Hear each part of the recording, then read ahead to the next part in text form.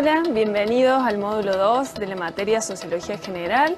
Como ustedes saben, el módulo 2 se trata sobre los temas de cultura y socialización que vamos a desarrollar en el día de hoy. Para ello vamos a dividir la clase en 4 bloques. En el primer bloque vamos a hablar sobre la cultura, los diferentes elementos que hacen a la cultura. En el segundo bloque vamos a referirnos a un ejemplo que nos va a permitir ilustrar diferentes temas como son el etnocentrismo y el relativismo cultural y luego entender ese mismo ejemplo desde las diferentes perspectivas sociológicas que ustedes ya han analizado en el primer módulo, ver cómo cada una de estas perspectivas entiende al fenómeno de la cultura. En el tercer bloque vamos a hablar sobre el proceso de socialización, para lo cual vamos a hacer referencia a un ejemplo que está, en este caso, ejemplificado a través de una película que se llama El Pequeño Salvaje, que nos va a permitir entender un poco más este concepto tan importante que es el de socialización. Y luego en el cuarto bloque vamos a tener un pequeño debate sobre diferentes elementos que hacen al fenómeno cultural. Pero antes de que comencemos con el análisis propiamente del módulo 2, me interesaría que volvamos a repasar el esquema conceptual de la materia, que simplemente la idea de observar el esquema conceptual en cada uno de los módulos es para que ustedes tengan presente que todos los contenidos que nosotros vamos desarrollando están sumamente interrelacionados entre sí. Es decir, todos los conceptos y todas las teorías que vamos viendo están relacionadas entre sí y nos sirven para pensar estos temas que si bien nosotros aquí los hacemos de manera aislada, digamos, en la realidad se nos presentan realidades complejas, ¿sí? Por lo cual es necesario tener en cuenta la relación entre los diferentes conceptos. En el módulo de hoy vamos a tratar sobre, como decía antes, el tema de la cultura y la socialización, para lo cual vamos a hacer referencia a los diferentes paradigmas de la sociología que ustedes ya vieron en el módulo 1 con la profesora Gabriela Besora. Y luego en el módulo siguiente vamos a hablar de estructura social, interacción social y desviación y control. Y en el módulo 4, de nuevo con la profesora Besora, van a ver el tema de la estratificación social. Bueno, esto simplemente para repasar y para que ustedes van a ir viendo con el desarrollo de las clases que todos los temas están sumamente relacionados entre sí. Pasemos ahora a los objetivos de la materia. Como ustedes ya han podido ver en el módulo 1, lo que a nosotros nos interesa en esta materia es que ustedes incorporen los conceptos y las teorías principales de la sociología, así que tengan un primer acercamiento a la materia. En tanto, los insumos que ustedes van a incorporar en esta materia les deberían permitir tener una posición reflexiva hacia la realidad social, que les permita tener una actitud crítica hacia la realidad en la cual están viviendo y que además puedan aplicar esos conocimientos en su vida cotidiana y en sus carreras profesionales, ¿sí? Eso es muy importante que puedan incorporar eso en su desarrollo como profesionales. Bueno, en el caso del módulo de hoy, referente al tema de cultura y socialización, aquí tenemos el esquema conceptual del módulo que hace referencia justamente a lo que yo hablaba acerca de la cultura. Vamos a ver el concepto de cultura dominante, de contracultura, la relación entre la cultura y el proceso de socialización a través del cual los individuos incorporan la cultura propia de su sociedad.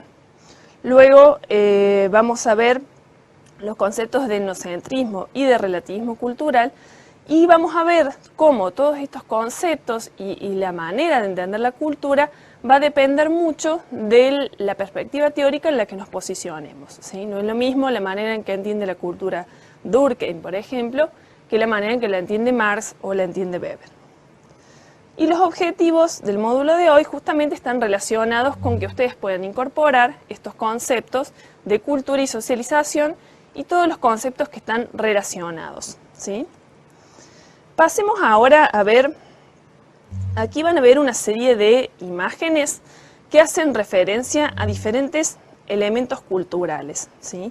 Me interesa que observen cómo aquí podemos encontrar tanto elementos materiales, ¿sí? Como son la vestimenta, como son instrumentos musicales o símbolos, ¿sí? Como por ejemplo el símbolo de la cruz, que hace referencia a una religión, ¿sí? En este caso la religión católica. Ahí vemos cómo a través de un símbolo podemos reforzar una creencia que hace a un elemento inmaterial de la cultura.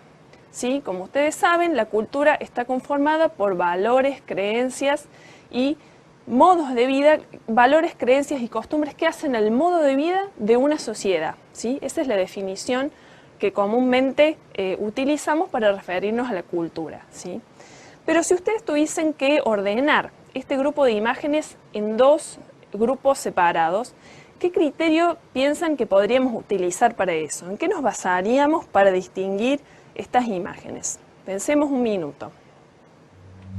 Ustedes ven acá que son imágenes muy diversas entre sí, ¿no? Bueno, si ustedes piensan, podemos dividirlos de la manera siguiente. Por un lado, estos elementos que hacen referencia a la sociedad china, y por otro lado, esta otra serie de imágenes que hacen referencia a costumbres ligadas a la sociedad española. Es decir, que el criterio que hemos utilizado es tener en cuenta qué elementos materiales hacen referencia a una sociedad o a otra, elementos materiales que hacen a la cultura de esa sociedad, ¿sí?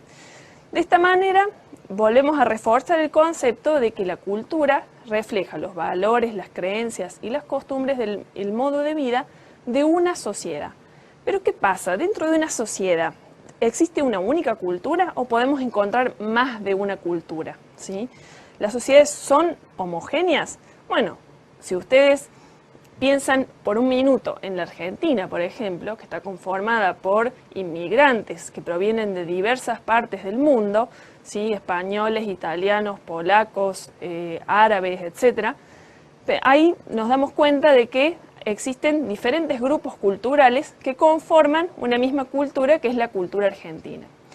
Allí aparece otro concepto importante, que es el de diversidad cultural, que hace referencia justamente a cómo dentro de una misma cultura pueden convivir diferentes grupos culturales, ¿sí? Que luego en su interrelación pueden llegar a mixturarse, digamos, y los elementos de uno u otro grupo van conformando luego una cultura propia, como en este caso es la cultura argentina, ¿sí? Pero esto para que ustedes vean que el concepto inicial puede ir complejizándose cuando hablamos de diversidad cultural.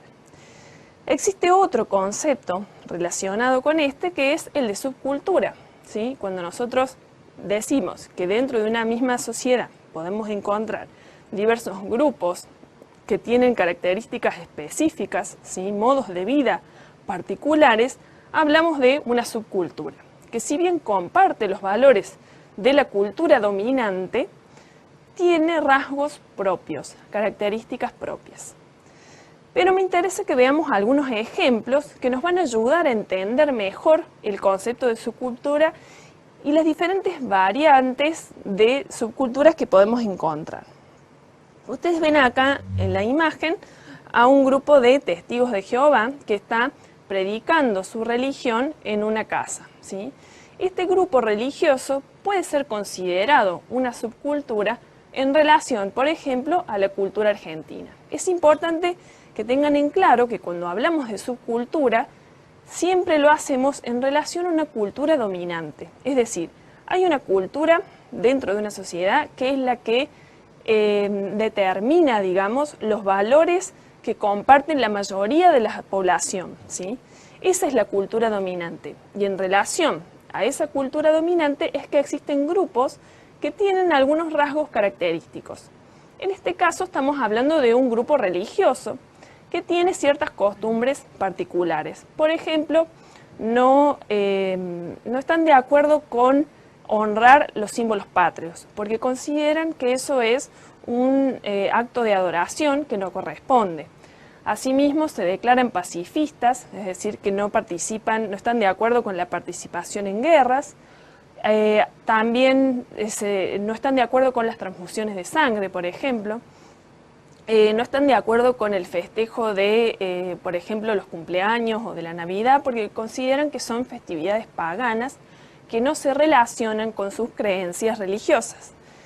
Es decir, una serie de características que hacen al estilo de vida de este grupo religioso, que en ocasiones les pueden traer conflictos con la cultura dominante, como por ejemplo, si yo me declaro pacifista y el país donde estoy viviendo entra en una guerra, voy a tener problemas en, si me resisto a participar como soldado, voy a tener problemas con la ley de ese país.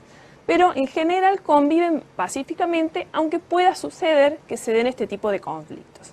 Entonces aquí tenemos un ejemplo de subcultura ligado a la religión. Pasemos a otro ejemplo. Aquí vemos la foto de una virgen, la Virgen de Urcupiña.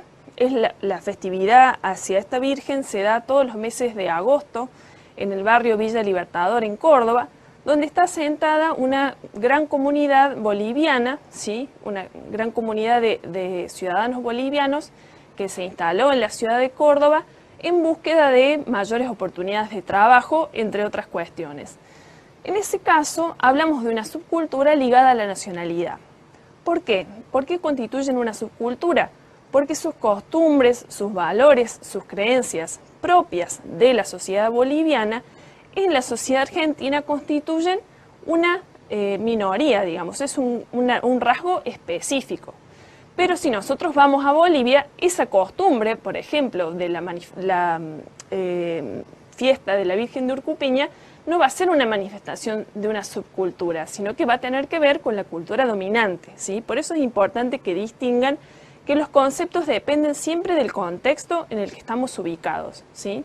En este caso estamos hablando de una subcultura ligada a la nacionalidad, que es la subcultura ligada a la comunidad boliviana en Argentina, específicamente en este caso de la imagen de Córdoba. Pasemos a otro ejemplo de subcultura ligada al trabajo. Acá vemos la imagen de un yuppie. Los llamados yuppies, que es un término en inglés, se conocen como los jóvenes profesionales que tienen un tipo de trabajo ligado a un trabajo de oficina, ¿sí? Que se visten de una manera particular, que tienen un cultivo hacia la estética, se relacionan mucho con la tecnología, por ejemplo, viven en grandes ciudades, etc. Es decir, tienen un estilo de vida ligado al tipo de ocupación que desarrollan, al tipo de trabajo. Por eso constituyen una subcultura que no va en contra de los valores de la cultura dominante, sino que tiene rasgos específicos, un estilo de vida particular. Pero ¿qué pasa cuando una subcultura reivindica valores que van en contra de los valores de la cultura dominante? Es decir, cuando nos presenta valores que chocan contra los valores de toda la sociedad. En ese caso hablamos de una contracultura. Yo les voy a presentar una serie de ejemplos de contracultura para, de nuevo, profundizar en el análisis de este concepto. Esto lo vamos a hacer luego de una breve pausa, ¿sí? Y luego retomamos con el tema de la contracultura y vamos a seguir viendo otros ejemplos para profundizar en los siguientes temas relacionados con la cultura.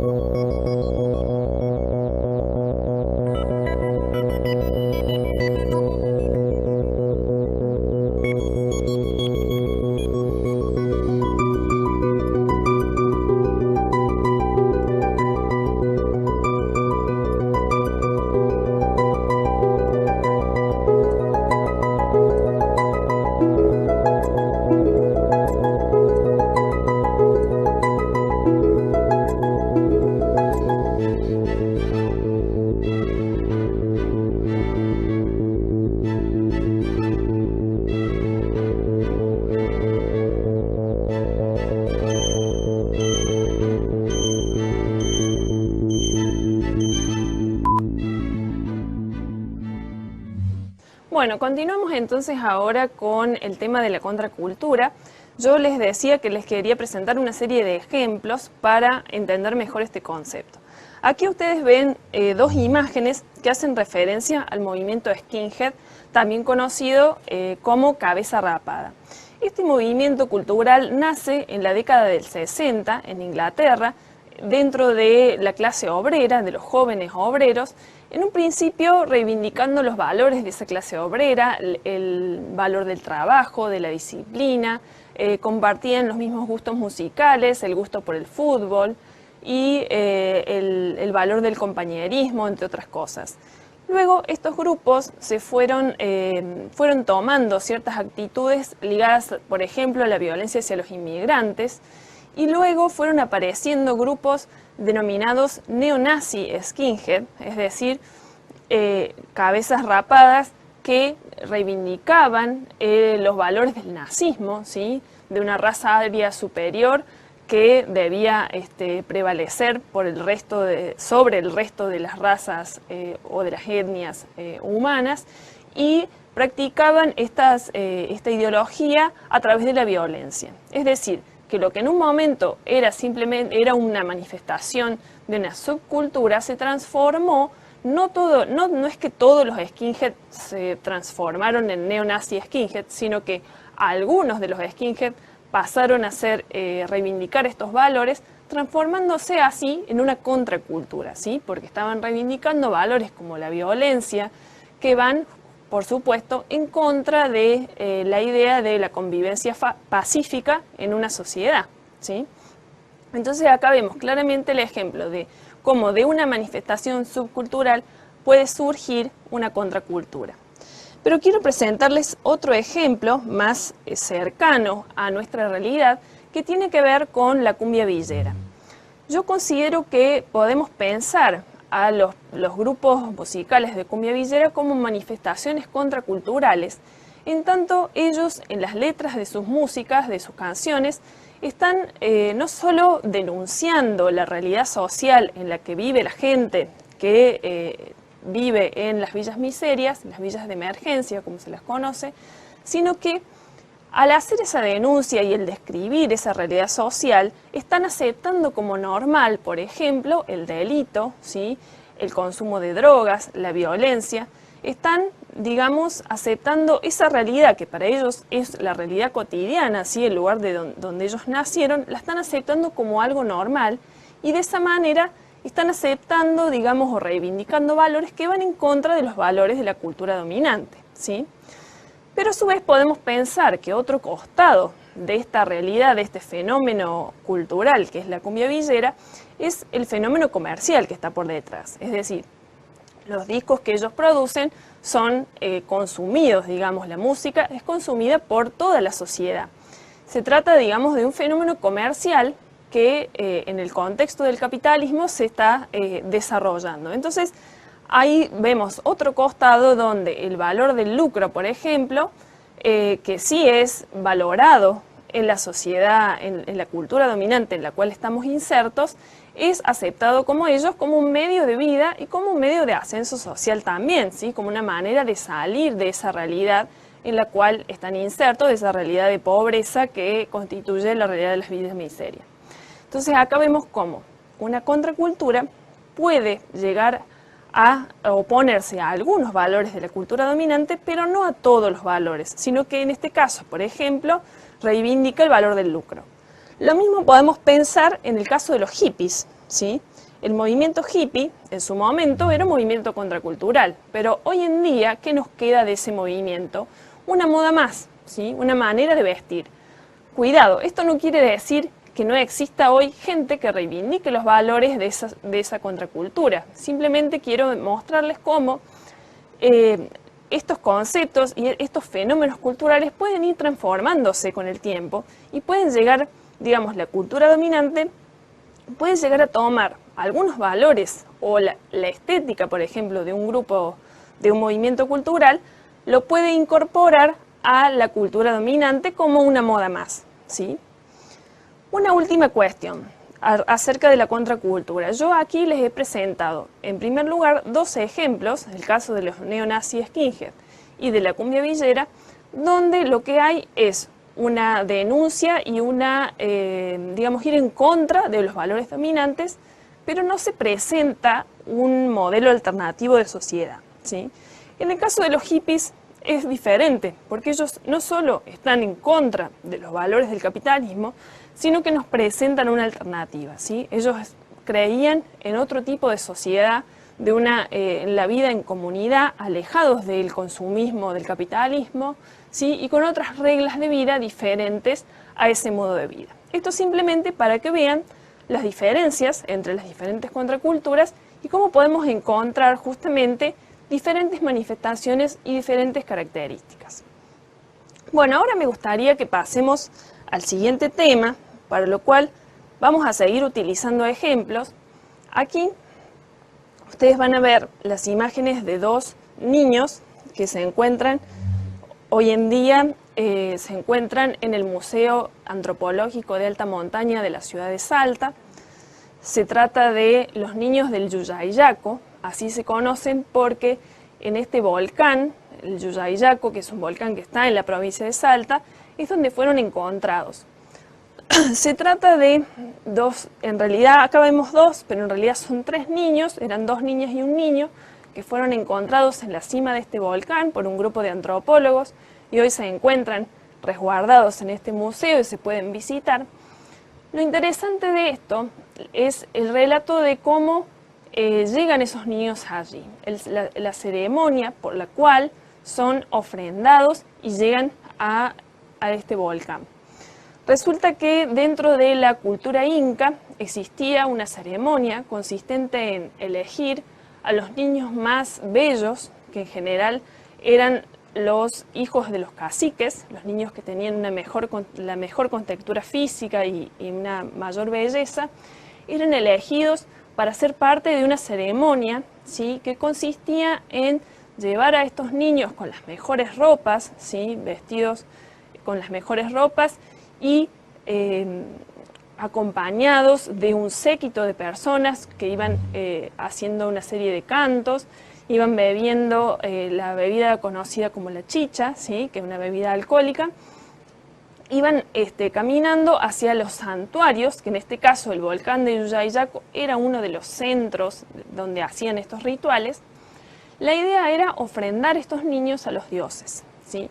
Los niños eran llevados allí por este séquito de personas y eran dejados, digamos, en la cima de este volcán, que en general está nevado, ¿sí? Se encuentra, digamos, a una gran altura y en general está nevado, por lo tanto lo interesante de esto es que los cuerpos de los niños se han conservado en muy buen estado y además eran dejados allí con un ajuar, es decir, con una serie de elementos que representaban a la cultura inca que eran realizados en miniatura. Es interesante, si alguna vez pueden visitar este museo, observar estos elementos y la gran conservación que presentan, ¿sí? Se pueden observar allí.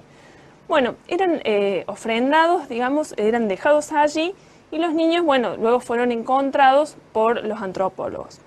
Si pensamos por un momento en este ejemplo, seguramente la primera reacción que todos nosotros tenemos ante el relato de esta costumbre es sentirnos horrorizados, ¿sí? Sentir cierta irritación, ¿sí?, acerca de esta costumbre, que la pensaríamos en términos de un sacrificio humano y no de una ofrenda, como si lo pensaban los incas cuando realizaban esta costumbre. ¿Qué tipo de actitud sería esta? ¿Sí? Pensar esa costumbre desde los valores de nuestra propia cultura. Una actitud etnocentrista, como ustedes ya saben, es decir, la actitud más natural que todo ser humano tiene de analizar cualquier comportamiento, cualquier cultura, desde los valores de la propia cultura, que es en la cual ha sido socializado y es con la que tiene lazos emocionales más fuertes, ¿sí? Pero si nosotros intentáramos por un minuto pensar en la cultura inca en ese momento y en cuáles eran las funciones que tenía este ritual para ellos, entre las cuales encontramos la creencia en que esta ofrenda iba a ser retribuida con salud, ¿sí?, por los dioses, que además les permitía acercarse a los dioses y acercar a las diferentes personas que formaban el gran imperio inca, porque este tipo de ofrenda se hacía en diferentes partes del imperio, ¿sí? si pensamos en todas estas funciones, ¿sí?, en la importancia que tenía este tipo de ceremonia para la cultura inca, estaríamos adoptando una postura de un relativista cultural, es decir, analizar un fenómeno cultural desde los valores de esa propia cultura. Ahora bien, me interesa que pensemos que más allá de que uno pueda comprender a una cultura desde los valores de esa propia cultura, existen ciertos límites, es decir, si nosotros pensamos si este tipo de ceremonias se siguiese haciendo hasta el día de hoy, seguramente la comunidad internacional lo condenaría por ir en contra de la libertad del derecho a la vida, ¿sí?, del derecho a la vida de estos niños. Es decir, hay un derecho humano fundamental que está siendo violado por una costumbre, una manifestación cultural, como sucede con un montón de otras prácticas culturales en el día de hoy. Esto simplemente para mostrarles, para que ustedes reflexionen, ¿sí?, que una cosa es comprender una cultura, ponerse en el lugar, en los valores de esa cultura, y otra cosa es aceptar las costumbres. Es decir, siempre hay límites y los límites están dados sobre todo por los derechos humanos. Pero cuidado, con esto no quiero decir que condeno a ese tipo de práctica cultural, ¿sí? Todo lo contrario, me parece muy interesante y me parecería muy bueno si ustedes pudiesen, por ejemplo, conocer este museo para entender mucho más de esa cultura. Simplemente es para que vayamos estableciendo la diferencia, ¿sí?, entre comprender, aceptar y los límites que tiene el relativismo cultural. Pero ahora me gustaría que pasemos brevemente al análisis que podemos hacer de este mismo ejemplo desde los diferentes paradigmas, ¿sí? El análisis de la cultura desde los diferentes paradigmas. Si nosotros pensamos, por ejemplo, en Durkheim, ¿qué diría Durkheim acerca de este ejemplo? Seguramente pensaría en qué medida esta costumbre, esta ceremonia, favorece la cohesión social, ¿sí? Él pensaba en la cultura como un fenómeno que favorecía la integración entre las personas. Entonces, se fijaría en las funciones que cumple este rito dentro de la cultura inca, ¿sí? En el caso de Marx, acá ven de nuevo el esquema que ustedes ya han analizado con la profesora Besora en el primer módulo, que hace referencia a la estructura y a la superestructura económica. Es decir, para Marx, en toda sociedad, la cultura, que forma parte de la superestructura, está determinada por el sistema económico de cada sociedad, ¿sí? En este caso, hablamos de un sistema económico precapitalista, ¿sí?, que más allá de que sea precapitalista, había dominantes y dominados. No había capitalistas y proletarios, pero había caciques y subordinados. Entonces, desde esta perspectiva, pensaríamos en qué medida la cultura puede reforzar esos lazos de dominación. Y en el caso de Weber, pensaríamos en qué medida la cultura, en qué medida este rito permite entender el significado de ese rito. Es decir, pensaríamos en qué medida podemos analizar este fenómeno para entender el sentido que se le da. Esto brevemente para pensar el ejemplo desde los diferentes paradigmas. Para cerrar con este bloque, aquí ustedes tienen un chiste de Quino que ilustra el caso del etnocentrismo. Pero ahora me gustaría presentarles un ejemplo que nos va a permitir hablar sobre el siguiente tema, que es el de socialización. Vamos a ver un pequeño fragmento del Pequeño Salvaje, una película de François Truffaut. Me interesa especialmente que observen el comportamiento del niño, cómo va variando a lo largo del film. Observen atentamente y nos encontramos en el próximo bloque.